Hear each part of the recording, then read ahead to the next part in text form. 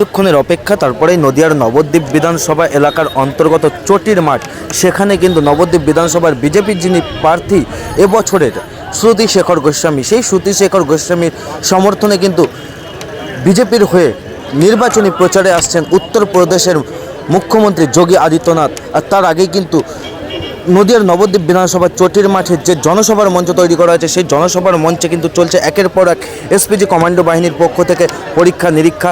এবং ইতিমধ্যে কিন্তু কানায় কানায় যে দর্শক বা যারা বিজেপি কর্মীরা রয়েছে তারা কিন্তু মাঠ ভরাতে শুরু করেছে।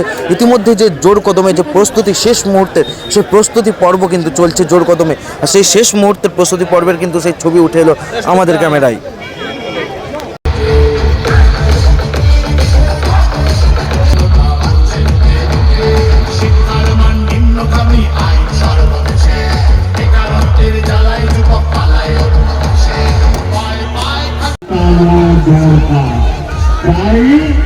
বিজেপি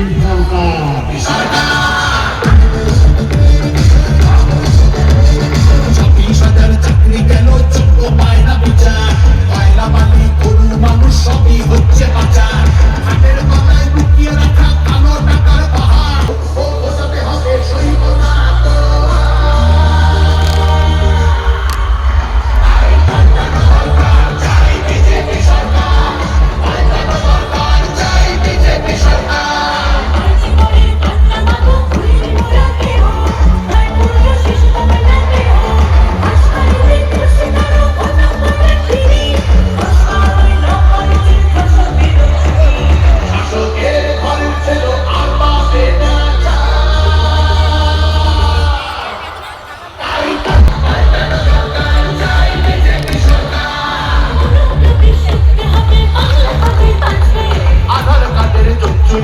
এই ছেলেরা